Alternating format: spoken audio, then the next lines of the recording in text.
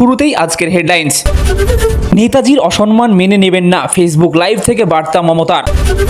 অপরাধ ঢাকতে খুন করা হয়নি তো অভিষেকের পিএকে? দীর্ঘদিন থেকে উধাও সুমিতকে নিয়ে বড় আশঙ্কা ঋতব্রতর। হারলে ইভিএম কারচুপি, জিতলেই সব ঠিক। প্রশান্ত কিশোরের জয় প্রসঙ্গে বিস্ফোরক দিলীপ।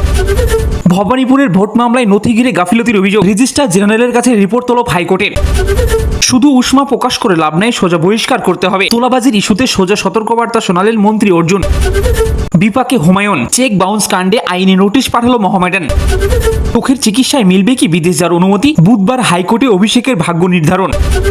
বায়োমেট্রিক নয়, শুধু এবার আঙুলের ছাপেই তোলা যাবে রেশন, বড় ঘোষণা খাদ্য দপ্তরের। আগস্ট মাসে ঢোকেনি ৩,০০০, কেন বন্ধ হবে অন্নপূর্ণা? সেই তালিকায় থাকবেন কি আপনিও? অবৈধ নির্মাণে আর রেহাই নয়, বিশাল জরিমানার হুঁশিয়ারি পুরমন্ত্রীর। ৩১শে মার্চ পর্যন্ত তৈরি বাড়ি নিয়ে বড় ঘোষণা। আসুন দেখিনি বিস্তারিত খবর। কবে অ্যাকাউন্টে ঢুকবে অন্নপূর্ণা যোজনার টাকা? দিনক্ষণ জানালেন সমাজ কল্যাণ মন্ত্রী। অন্নপূর্ণা যোজনার আগস্ট মাসের টাকা এখনো বহু উপভোক্তার অ্যাকাউন্টে পৌঁছায়নি। ফলে রাজ্যের বিভিন্ন এলাকার মহিলাদের মধ্যে উদ্বেগ ক্রমশই বাড়ছে। টানা ২ মাস প্রকল্পে টাকা পাওয়ার পর আগস্ট মাসের নির্ধারিত সময় পার হয়ে যাওয়ার পরও এখনো ব্যাংক অ্যাকাউন্টে টাকা না আসায় অনেকেই দুশ্চিন্তায় পড়েছেন। উপভোক্তাদের দাবি, প্রতি মাসের ন্যায় এই মাসেও তারা অন্নপূর্ণা ভান্ডারের টাকা পাওয়ার আশা করেছিল, কিন্তু আগস্ট মাস শুরু হয়ে গেলেও এখনো তাদের অ্যাকাউন্টে কোনো অর্থই জমা হয়নি। ফলে কবে টাকা আসবে সেই প্রশ্নটাই ঘুরপাক খাচ্ছে অনেক পরিবারের মধ্যে। সেই দুশ্চিন্তা দূর করতেই এবার মাঠে নামলেন সমাজ কল্যাণ মন্ত্রী মালতী রাফারাই। তিনি জানালেন চলতি মাসে কবে আসবে অন্নপূর্ণা যোজনার টাকা। জানানো হচ্ছে যে আগস্ট মাসের টাকা ১৫ আগস্টের পরে দেওয়া শুরু হবে, এমনটাই জানিয়েছেন মন্ত্রী মালতী রাফারাই। তিনি জানিয়েছেন যাতে যোগ্য কেউ বঞ্চিত না হয়, তাই ব্লক ভিত্তিক যাচাই চলছে। সেই কারণেই অন্নপূর্ণা ভান্ডারে টাকা ঢুকতে সময় লাগছে। তিনি এই বিষয়টি নিয়ে সংশ্লিষ্ট দপ্তরের সঙ্গে আলোচনাও করেছেন। এই প্রকল্পের অর্থের ওপর নির্ভরশীল বহু পরিবার। নিত্য প্রয়োজনীয় বাজার, সংসার খরচ, ওষুধের খরচ কিংবা অন্যান্য প্রয়োজনীয় জিনিসপত্র কেনার জন্য এই টাকার ওপরই ভরসা করেন অনেক মহিলা। তাই স্বাভাবিকভাবে অন্নপূর্ণা ভান্ডারের টাকা ব্যাংক অ্যাকাউন্টে না ঢোকার কারণে মহিলাদের মধ্যে উদ্বেগ এবং ক্ষোভও বাড়ছে। সোশ্যাল মিডিয়াতে এই বিষয়টি নিয়ে নানা রকম আলোচনাও শুরু হয়েছে। অনেকেই জানতে চাইছেন ঠিক কবে তাদের অ্যাকাউন্টে অন্নপূর্ণা ভান্ডারের টাকা জমা পড়বে। তাই সেই উদ্বেগ শেষ করতে এবার অন্নপূর্ণা যোজনার টাকা পাওয়ার দিনক্ষণ ঠিক করে দিলেন মন্ত্রী।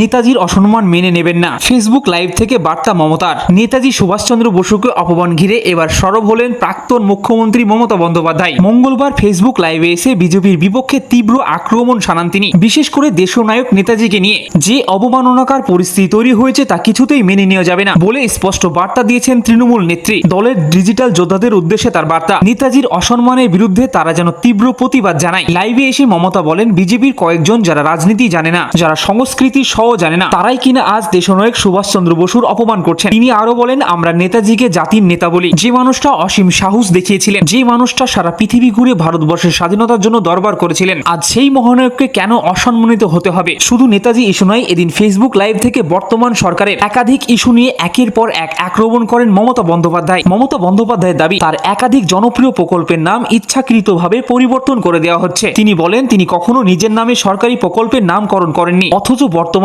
সরকার নিজেদের প্রচারের স্বার্থে সব বদলে দিচ্ছে। শুধু প্রকল্পই নয়, বিভিন্ন স্টেডিয়ামের ঐতিহাসিক নামও পরিবর্তন করা হচ্ছে। মমতা স্পষ্ট জানান, রাজনৈতিক স্বার্থে ইতিহাস এবং ঐতিহ্য মুছে ফেলার এই প্রবণতা অত্যন্ত বিপজ্জনক। পাশাপাশি রাজ্যের আইন শৃঙ্খলার পরিস্থিতি এবং ছাত্র যুব আন্দোলনের প্রসঙ্গ তুলে নিয়ে আসেন তৃণমূল সুপ্রিমো। তার অভিযোগ, বর্তমান সরকারের আমলে একাধিক অপ্রীতিকর ঘটনা ঘটছে এবং সেটার গণতান্ত্রিক উপায়ে প্রতিবাদ করতে গেলে আন্দোলনরত ছাত্র যুবকদের ওপর পুলিশি দমন পীড়ন নামিয়ে আনা হচ্ছে, এমনটা বলে দাবি করেন প্রাক্তন মুখ্যমন্ত্রী মমতা বন্দ্যোপাধ্যায়।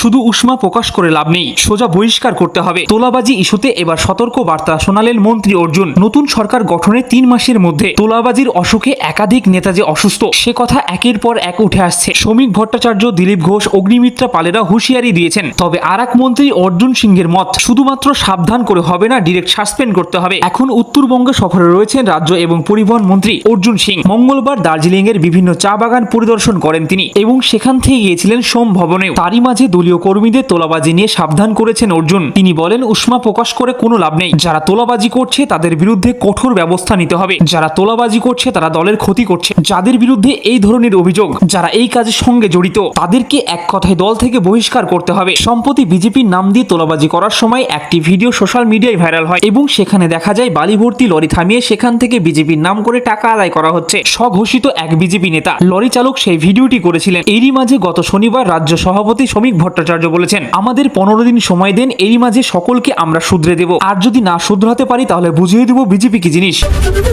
সেবাশ্রয়ের পর এবার কোভিড টেস্ট জালিয়াতিতে নাম জড়ালো অভিষেকের। তদন্ত নির্দেশ এমএসসির। কোভিড-19 পরীক্ষার অনিয়ম এবং জালিয়াতির অভিযোগে সরব হলো ন্যাশনাল মেডিকেল কমিশন। অভিযোগ, প্রশিক্ষণহীন কর্মীদের দিয়ে করোনা পরীক্ষার কাজ করানো হয়েছিল। এই ঘটনায় তৃণমূলের সর্বভারতীয় সাধারণ সম্পাদক তথা ডায়মন্ড হারবারের সাংসদ অভিষেক বন্দ্যোপাধ্যায়ের নামও উঠে এসেছে। অভিযোগের ভিত্তিতে পশ্চিমবঙ্গ সরকারের মেডিকেল কাউন্সিলকে দায়িত্ব দিয়েছে এনএমসি। স্বাস্থ্যমন্ত্রী দাবি করেন, করোনা পরীক্ষার জন্য কেন্দ্রীয় সরকারের পাঠানো কিট এবং আর্থিক বরাদ্দের ক্ষেত্রে ব্যাপক বেনিয়ম হয়েছে। তার অভিযোগ, বাংলার জন্য বরাদ্দ হওয়া কোভিড টেস্ট কিটের একটি বড় অংশ ডায়মন্ড হারবার লোকসভা কেন্দ্রে পাঠানো হয়েছিল, ফলে রাজ্যের অন্যান্য এলাকার মানুষ সেই সুবিধা থেকে বঞ্চিত হয়েছে, এটা বলেই তিনি দাবি করেন। পাশাপাশি অভিষেক বন্দ্যোপাধ্যায়ের ওপরও একাধিক অভিযোগ তুলেন স্বাস্থ্যমন্ত্রী। অভিযোগে দাবি করা হয়, একই দিনে ডায়মন্ড হারবারে 55,203 জনের র্যাপিড অ্যান্টিজেন পরীক্ষা করা হয়েছিল। মাত্র 26 জন চিকিৎসককে দিয়ে ওই দিন পশ্চিমবঙ্গে মোট করোনা পরীক্ষা হয়েছিল 71,792টি। অভিযোগে বলা হয়েছে, এত বিপুল সংখ্যক পরীক্ষা বাস্তবে সম্ভব নয় এবং পরীক্ষার প্রক্রিয়াতেও গুরুতর অনিয়ম হয়েছে। পাশাপাশি দক্ষিণ 24 পরগনার সিএমওএইচ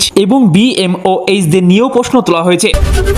মোদি শাহের সঙ্গে এক সারিতে সুদীপ, এনসিপিআই আছি। এনডিএ বৈঠক এড়িয়ে জল্পনা বাড়ালেন আবু তাহেররা। এখনো ভবিষ্যৎ অনিশ্চিত তৃণমূল ত্যাগী সাংসদদের। 20 জন সাংসদ এনসিপিআই যোগ দেওয়ার এতদিন পরেও লোকসভার স্পিকার তাদের আলাদা স্বীকৃতিই দেয়নি। যদিও বা এনডিএ এনসিপিআই কে তাদের শরিক বলেই গ্রহণ করে নিয়েছেন গত সপ্তাহের বৈঠকে, কিন্তু এনসিপিআই তে যোগ দেওয়ার পরেও কেউ কেউ ভেসে রয়েছে। তাদের মধ্যে উল্লেখযোগ্য 3 জন মুর্শিদাবাদের সাংসদ আবু তাহের, জঙ্গিপুরের সাংসদ খালিলুর রহমান এবং বহরমপুরের সাংসদ ইউসুফ পাঠান। দ্বিতীয় দিনের এনডিএর বৈঠকে তারা গেলেন না। সেদিনও দেখা গেল নরেন্দ্র মোদী এবং অমিত শাহের পাশে একই সারিতে বসে আছেন সুদীপ বন্দ্যোপাধ্যায়। এখানে গড় হাজিরা নিয়ে আবু তাহেরের সাফ কথা, আমরা এনসিপিআই তে আছি, এনডিএ তেও নেই, বিজেপিতেও নেই। মঙ্গলবার দিল্লিতে গিয়ে এনসিপিআই দের নেতাদের সঙ্গে বৈঠকে বসেছিলেন মুখ্যমন্ত্রী শুভেন্দু অধিকারী। নিজেদের এলাকার উন্নয়নে হয় বৈঠকটি। হারলেই ইভিএম কারচুপি, জিতলেই সব ঠিক। প্রশান্ত কিশোরের জয় প্রসঙ্গে বিস্ফোরক দিলীপ। রাজ্যের পঞ্চায়েত মন্ত্রী দিলীপ ঘোষ স্পষ্ট বক্তা হিসেবে পরিচিত। বিরোধী দলকে যেমন তিনি নিশানা করেন, তেমনি নিজের দল ভুল করলেও ছেড়ে কথা বলেন না। তৃণমূলকে নিশানা করে যেমন বোমা ফাটান, তেমনি নিজের দলের ফাঁক ফকরগুলোও তুলে ধরেন। বাকিপুর বিধানসভায় উপনির্বাচনে প্রশান্ত কিশোরের জয় নিয়ে পুরো দেশ জুড়ে শুরু হয়েছে তুমুল চর্চা এবং সেই প্রসঙ্গেই এবার বিস্ফোরক মন্তব্য করলেন দিলীপ ঘোষ। প্রথমবার ভোটে দাঁড়িয়ে বিজেপির সর্বভারতীয় সভাপতি নীতিন নবীনের ছেড়ে যাওয়া আসন ছিনিয়ে নিয়ে চম্পট দিয়েছেন ভোট কৌশলী প্রশান্ত কিশোর। এই ফলাফল নিয়ে দিলীপ ঘোষ বললেন, রিগিং হলে উপনির্বাচনে শাসক দল জেতে, শান্তিপূর্ণ নির্বাচন হলে মানুষ যাকে ভোট দেয় সে জেতে, হেরে গেলেই ইভিএম কারচুপি, জিতে গেলে মানুষের রায়। অস্বীকার কেন করেন সবাই? শুধুমাত্র প্রশান্ত কিশোরকে নয়, একাধিক ইস্যু নিয়ে মুখ খুলেছেন দিলীপ ঘোষ। সন্ত্রাসবাদ নিয়ে বলেছেন, মোদী ক্ষমতায় আসার পর থেকে জঙ্গি দমন হয়েছে, বিভিন্ন রাজ্যে একের পর এক জঙ্গি দমন করা হয়েছে, শুধুমাত্র শেষ ছিল পশ্চিমবঙ্গ, সেখানে জঙ্গিদের আশ্রয় দেওয়া হয়েছে, এখন আশ্রয় সরে গেছে বলে শেষ কামড় দেওয়ার চেষ্টা হচ্ছে। আমি নিউ টাউনে থাকি, আশেপাশে বিভিন্ন সময় জঙ্গিরা ঘাঁটি গড়েছিল। শুধু নেতা নয়, সাধারণ মানুষের জীবনও মূল্যবান, তাদেরকেও সতর্ক থাকতে হবে। রাজনৈতিক ছাতা সরে যাওয়ায় তারা মরিয়া হয়ে উঠেছে।